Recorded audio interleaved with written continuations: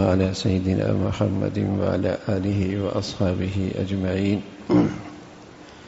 الحمد لله والصلاة والسلام على سيدنا محمد وعلى آله وأصحابه أجمعين.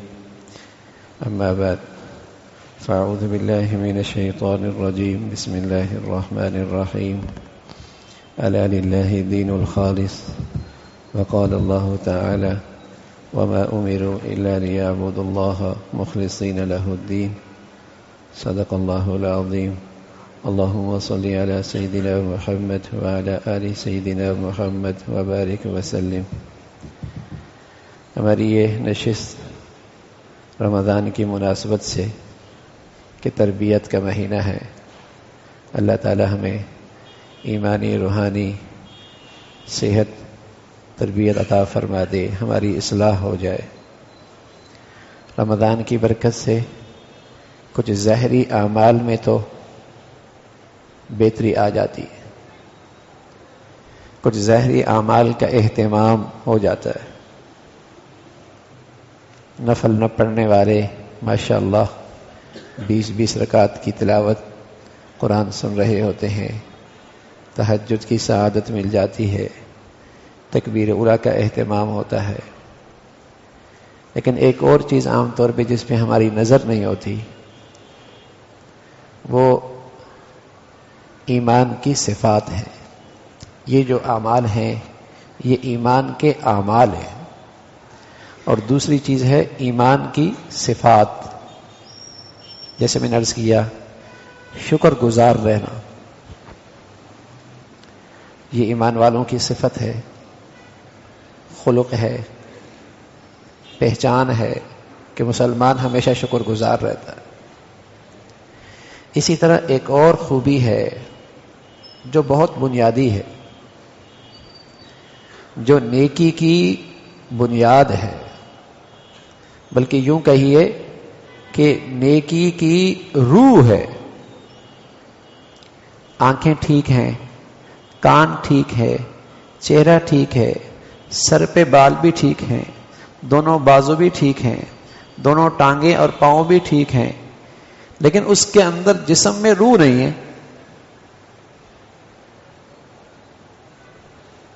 کیا کہیں گے؟ مردہ ہے. ارے میاں سب کچھ تو ٹھیک ہے،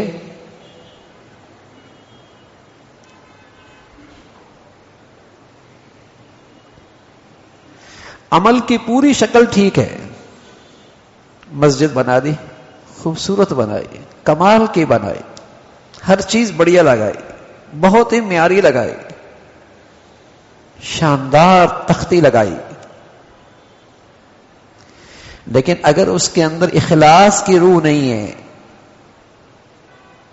یہ ایسا ہے جیسے پورا جسم ٹھیک ہے نیکی کا، اس کے اندر روح نہیں ہے. قربانی کر لی، صدقہ کر دیا، حج کر لیا، ہسپتال بنا لیا، کوئی اور نیکی کی شکل بنا لی، سب ٹھیک لگ رہا، ہر چیز اچھی، بڑا خرچ کیا، پورا جسم ٹھیک ہے، اس نیکی کا روح نہیں ہے، اخلاص. اب بتائیے یہ اخلاص کی صفت ہماری کتنی بڑی ضرورت ہے. اگر یہی نہیں ہے، اخلاص کے مقابلے کی چیز ہے ریاکاری. اس عمل سے کوئی دنیاوی اغراض، اس عمل سے کوئی دنیاوی مفادات. من کان یرید الحیات الدنیا وزینتها نوفی الیہ. جو آدمی اپنی نیکی سے دنیا چاہے گا ہم اس کو دنیا دے دیں گے، آخرت میں اس کے لیے کچھ نہیں ہے.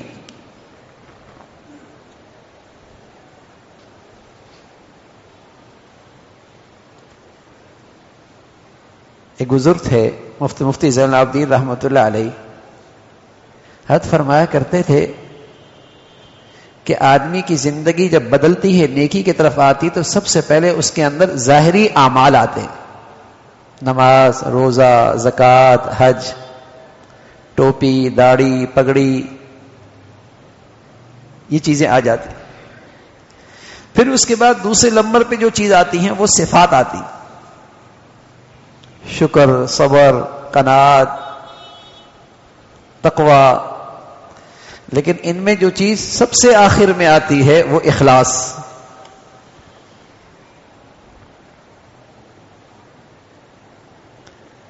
کہ ہر عمل کی محرک صرف اللہ کی رضا ہے، صرف اللہ تعالیٰ کو راضی کرنا ہے.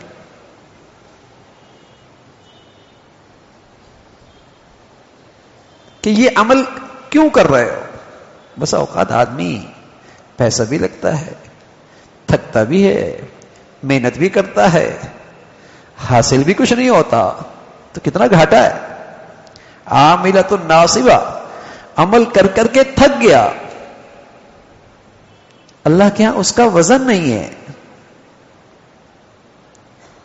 وزن ہے اخلاص کے ساتھ.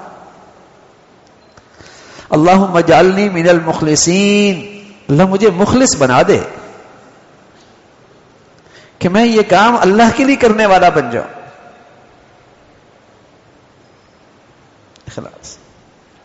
حضرت ابو ہریرہ رضی اللہ تعالیٰ عنہ مدینہ منورہ میں بیٹھے ہوئے تھے.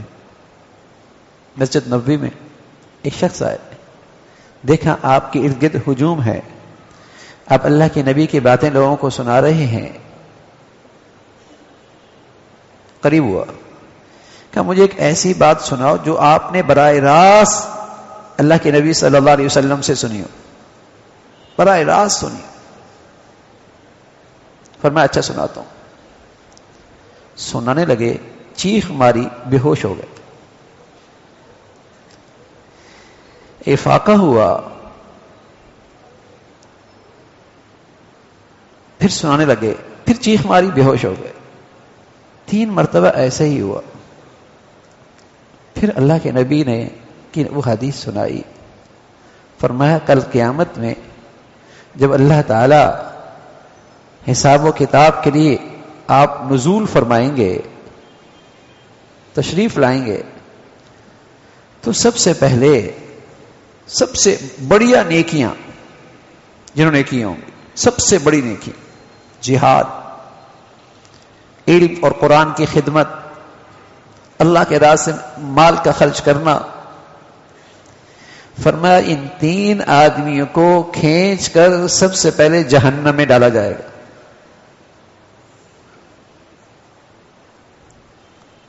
اور اللہ کے ہاں یہ پوچھا جائے گا کہ تمہیں صحت ملی تھی، طاقت ملی تھی، کیا کیا؟ کہ اللہ تعالیٰ سے بڑا جہاد کیا. فرمایا نا، جہاد تو اس لیے کیا تھا کہ لوگ بہادر کہیں، وہ تو کہہ چکے. علم ملا تھا، قرآن ملا تھا، کیا کیا؟ تاکہ لوگ تیرے قرآن کی خدمت کروں، تیرے علم سے دین کی خدمت کروں. فرمایا نا، وہ تو اس لیے تھا کہ لوگ تعریف کریں، قاری کہیں، واہ واہ ہو، وہ تو کہے جا چکا. اور تیسرا آدمی جس نے مال خرچ کیا ہو، کا سخی کہیں، لوگ تعریفیں کریں، وہ تو کہے جا چکے. یعنی تینوں نیکیاں غیر معمولی،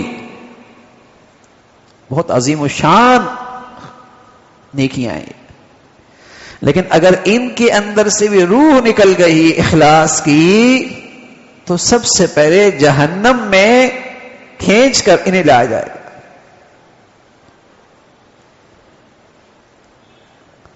تو اخلاص ہماری زندگی کے لیے کتنا ضروری ہے.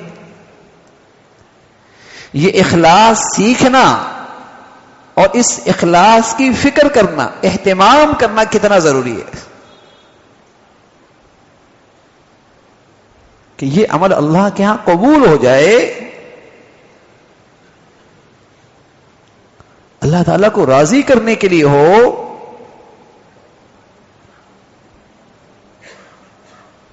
اور اس کا فائدہ ہے، اخلاص کا فائدہ یہ ہے کہ عمل کتنا ہی چھوٹا کیوں نہ ہو،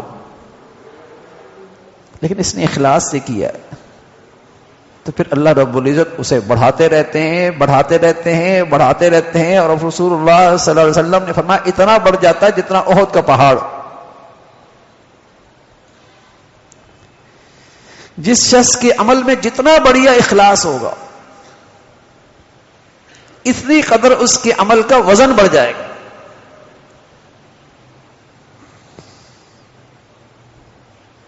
عمل کی شکل تو اچھی ہے لیکن میرے سے جسم پورا ٹھیک ہے، روح نہیں ہے،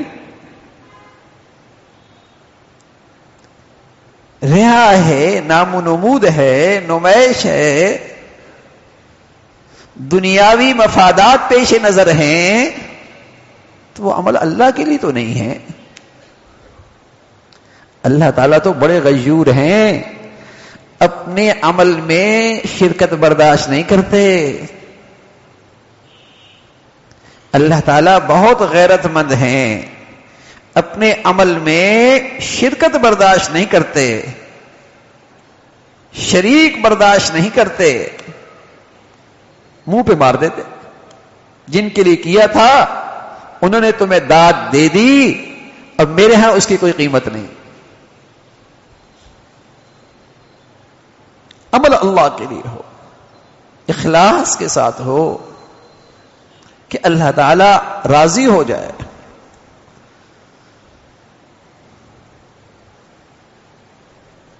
عمل سے پہلے بھی اپنے دل کو ٹٹول لے کہ یہ میں کیوں کر رہا ہوں، اس کے پیچھے محرک کیا ہے۔ دوران عمل بھی نظر رکھے غلط جذبہ تو نہیں آ رہا، اور عمل ہونے کے بعد بھی اس عمل کو بچائے کہ کہیں ریا کے نظر نہ ہو جائے، اور اللہ تعالی سے اس کی قبولیت مانگتا رہے۔ ورنہ بس اوقات آدمی عمل کرتا نہیں، پہلے سے ضائع کر دیتا ہے، یا عمل کر لیتا ہے اس کے بعد ضائع کر دیتا ہے۔ قیمت تو اس عمل کی ہے نا، من جاء بالحسنہ، جو نیکی لے کر آیا، صرف کی نہیں، بچا کر لے کے آیا، ضائع ہونے سے بچایا اسے، عمل کرنے کے بعد اسے ضائع نہیں ہونے دیا، نیکی لے کر آیا، پھر اسے 10 گنا 500 گنا، اور پھر اللہ تعالیٰ اس اخلاص کی برکت سے اپنے شایع نشان عطا فرمائیں گے۔ کس جذبے سے کی؟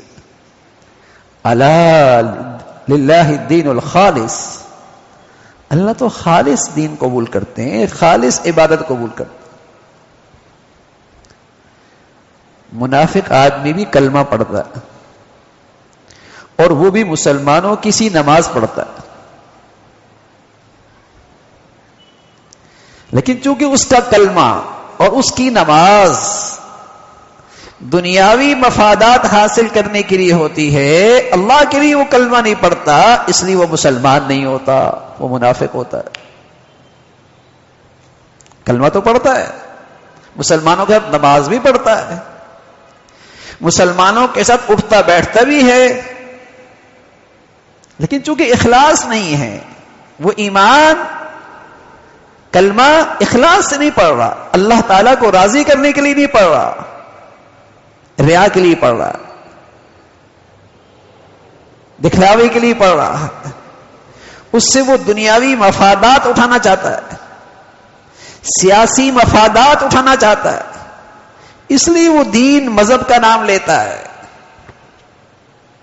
اگر وہ واقعی ہی دین اسلام میں مخلص ہوتا تو اس کی تنہائیاں، اس کی خلوتیں، اس کی انفرادی زندگی، اس کے اندر بھی اللہ تعالیٰ کو راضی کرنے والے کام ہوتے۔ اس کی تنہائی، اس کی خلوت، اس کی انفرادی زندگی کے اندر بھی اللہ تعالیٰ کے رضا والے کام ہوتے۔ مخلص آدمی کی ایک نشانی یہ ہوتی ہے کہ وہ خلوتوں کی جو نیکیاں ہوتی ہیں اس پر اسے استقامت ملتی ہے، دوام ملتا ہے، وہ اس کا شوقین ہوتا ہے، وہ ان خلوتوں اور تنہائیوں کی عبادات کا حریص ہوتا ہے۔ جس پر لوگوں کی نظر نہیں، یہ ان نیکیوں کا حریص ہے. اللہ تعالیٰ ہمیں نصیب فرما دے، اللہ تعالیٰ نصیب فرما دے. اس اخلاص کے درجے ہیں، جو جتنا اعلیٰ درجے کا مخلص ہوگا اتنا اس کے عمل کا وزن بڑھیا ہوگا. اللہ تعالیٰ کے ہاں گنتی نہیں ہوگی، تول ہوں گے اعمال کے. اب اس عمل کے اندر جو چیز وزن ڈالے گی وہ اس کا اخلاص ڈالے گا،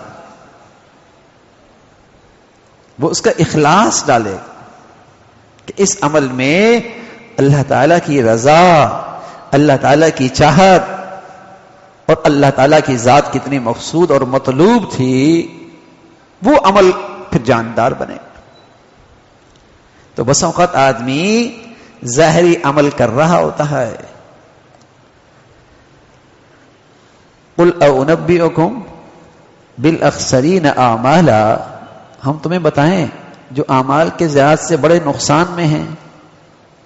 الذین ضل سعیہم فی الحیات الدنیا، جن کی ساری محنت دنیا میں ضائع ہو گئی. وہم یحسبون انہم یحسنون صنعا، وہ سمجھتے ہیں ہم بہت اچھا کر رہے ہیں. یا تو ان کے عمل میں شریعت کا طریقہ نہیں ہوتا، یا ان کے عمل میں اخلاص نہیں ہوتا. یا تو ان کے عمل میں سنت کا طریقہ نہیں ہوتا، یا ان کے عمل میں خلوص نہیں ہوتا. ان کی ساری وہ اعمال کی محنت ضائع ہو جاتی.